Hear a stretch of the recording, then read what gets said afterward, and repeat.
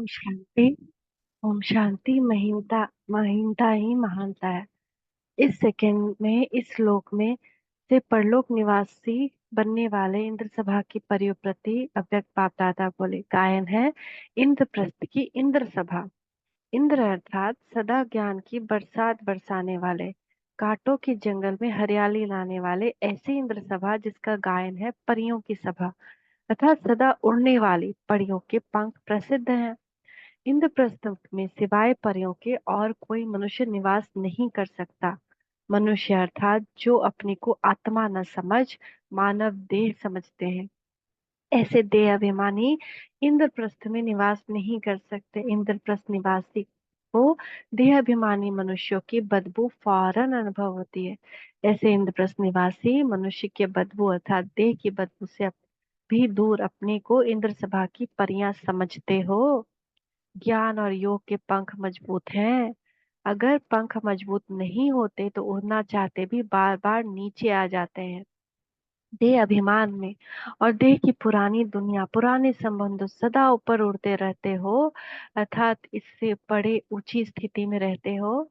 जरा भी देह अभिमान अर्थात मनुष्यपन की बदबू तो नहीं।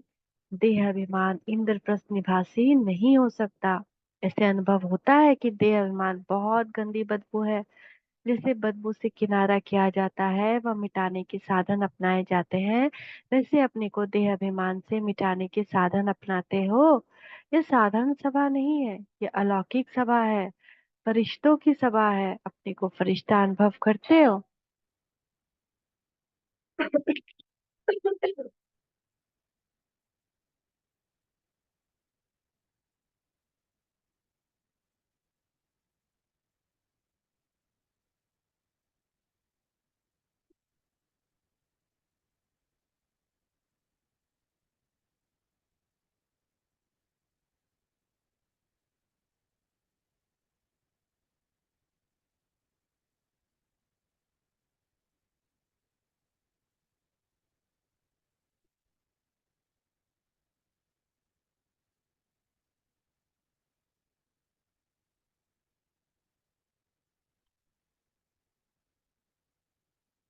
साधारण सभा नहीं, अलौकिक सभा है, फरिश्तों की सभा है।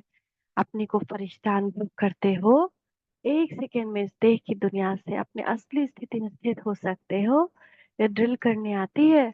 जब चाहो जहां चाहो जितने समय चाहो वैसे स्थित हो सकते हो। आज अमृत वेले बाप दादा बच्चों की ड्रिल देख रहे थे। क्या देखा? ड्रिल करने के समय की सीटी पर पहुंचने वाले नंबरवार पहुंच रहे हैं।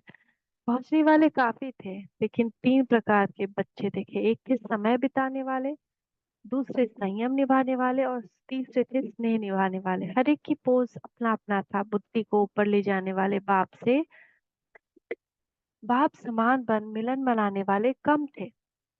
रूहानी ड्रिल करने वाले ड्रिल करना चाहते थे लेकिन कर नहीं पा रहे थे। कारण क्या होगा? जैसे आजकल स्थूल ड्रिल करने के लिए हल्कापन चाहिए, मोटापन नहीं चाहिए। मोटापन भी बोझ होता है। वैसे रूहानी ड्रिल में भी भिन्न भिन्न प्रकार की बोझ वाले अर्थात मोटी बुद्धि ऐसे बहुत प्रकार के थे। जैसे मोटे शरीर की भी वैरायटी होती है, वैसी आत्माओं के भारीपन के पोज की भी वैरायटी थे। अगर अलौकिक कैमरा से फोटो निकालो व शीश महल में ये वैरायटी पोज देखो तो बड़ी हंसी आएगी। जैसे आपकी दुनिया में वैरायटी पोज का खूब हंसी का खेल दिखाते हैं ना, वैसे यहाँ भी खूब हंसते हैं। देखेंगे हंसी का खेल। बहुत ऐसे भी थे जो मोटेपन के कारण अपने को मोड़ना चाहते थे, चाहते भी मोड़ नहीं सकते। ऊपर जाने के बदले बार बार नीचे आ जाते थे। बीज रूप स्टेज के अनुभव करने के बदले विस्तार रूपी वृक्ष में अर्थात अनेक संकल्पों के वृक्ष में उलझ जाते हैं। यह मोटी बुद्धि वालों के पोस्ट सुना रहे हैं। रूह रिहान करने बैठते हैं, लेकिन रूह रिहान के बदले स्वयं की व अन्य आत्माओं की शिकायतों की पूरी फाइल खोलकर बैठते हैं चढ़ती कला का अनुभव करने के लिए। लेकिन बाप दादा को बहानेबाजी की कलाएं बहुत दिखाते हैं। बाप दादा के आगे बोझ उतारने आते हैं, लेकिन बोझ उतारने के बजाय बाप की श्रीमत के प्रमाण नहीं चलने के कारण अनेक प्रकार की अवज्ञाओं का बोझ अपने ऊपर चढ़ाते रहते हैं। ऐसे अनेक प्रकार के बोझ वाली भारी आत्माओं के दृश्य देखे।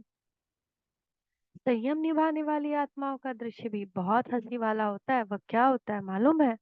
बाप के आगे गुणगान करने की बजाय, बाप द्वारा सर्व शक्तियों की प्राप्ति की बजाय निद्रा के नशे की प्राप्ति ज्यादा आकर्षण करती है। प्रेमी नशा भी होता है, समय की समाप्ति का इंतजार होता है। बाप से लगन के बजाय सेमी निद्रा के नशे की लगन ज्यादा होती है। इन सब का कारण आत्मा का भारीपन अर्थात मोटापन। जैसे आजकल के डॉक्टर्स मोटेपन को कम कराते हैं, वजन कम कराते, हल्का बनाते हैं। वैसे ब्राह्मणों की भी आत्मा के ऊपर जो वजन अथवा बोझ है अर्थात मोटी बुद्धि है, उस बोझ को हटाकर महीन बुद्धि बनो। वर्तमान समय यही विशेष परिवर्तन चाहिए, तभी इंद्रप्रस्थ की परियां बनेंगे। मोटेपन को मिटाने के लिए श्रेष्ठ साधन कौन है? खान पान की परहेज और एक्सरसाइज, है ना। अगर शरीर का मोटापन है तो कैसे दूर होगा? खान पान की परहेज और एक्सरसाइज। तो परहेज में भी अंदाज फिक्स होता है, तो यहाँ आत्मा का मोटापन हटाना है तो उसमें भी उसके खान पान का परहेज, वो क्या इंफॉर्मेशन अपनी आत्मा को दे रहे हैं, हम उसको क्या खिला रहे हैं, और एक्सरसाइज यानी ड्रिल्स। तो वैसे यहाँ भी बुद्धि द्वारा बार बार अशरीरीपन की एक्सरसाइज करो, और बुद्धि का भोजन संकल्प है, उसकी परहेज रखो। क्या संकल्प कर रहे हैं, क्या सोच रहे हैं? जिस समय जो संकल्प रूपी भोजन स्वीकार करना हो उस समय वही स्वीकार करो। व्यर्थ संकल्प रूपी एक्स्ट्रा भोजन ना हो। तो व्यर्थ संकल्पों के भोजन की परहेज हो। परहेज के लिए सेल्फ कंट्रोल चाहिए, नहीं तो परहेज पूर्ण रीति नहीं कर सकते। तो सेल्फ कंट्रोल अर्थात जिस समय जैसे चाहे वहां बुद्धि में लगा सके, तभी महीन बुद्धि बन जाएंगे। महीनता ही महानता है। जैसे शरीर की रीति से हल्कापन पर्सनालिटी है, वैसे बुद्धि की महीनता व आत्माओं का हल्कापन ब्राह्मण जीवन की पर्सनालिटी है। तो अब क्या करना है? अनेक प्रकार के मोटेपन को मिटाओ। मोटेपन का विस्तार फिर सुनाएंगे कि किस प्रकार का मोटापन है। बोझ के अनेक प्रकार है, उसका विस्तार फिर सुनाएंगे। तो आज ड्रिल का समाचार क्या हुआ? बोझ का मोटापन, इसको मिटाने का ही लक्ष्य रख स्वयं को फरिश्ता अर्थात हल्का बनाओ। अच्छा, ऐसे इंद्रप्रस्थ की परियां सेकंड में श्लोक से पार लोक निवासी बनने वाली, सदा बाप समान बन बाप से मिलन मनाने वाली महीन बुद्धि अर्थात महान आत्माओं को बाप दादा का याद प्यार और नमस्ते। हम बच्चों का भी मीठे मीठे बाप दादा को याद प्यार, गुड मॉर्निंग, नमस्ते बाबा, नमस्ते, शुक्रिया बाबा, शुक्रिया। आज किस नशे में रहेंगे? हम इंद्रप्रस्थ की परियां हैं और बार बार अशरीरी का अभ्यास करेंगे। कितना सुंदर हमारा भाग्य है। नेक्स्ट पार्ट कल पढ़ते हैं इसका। ओम शांति।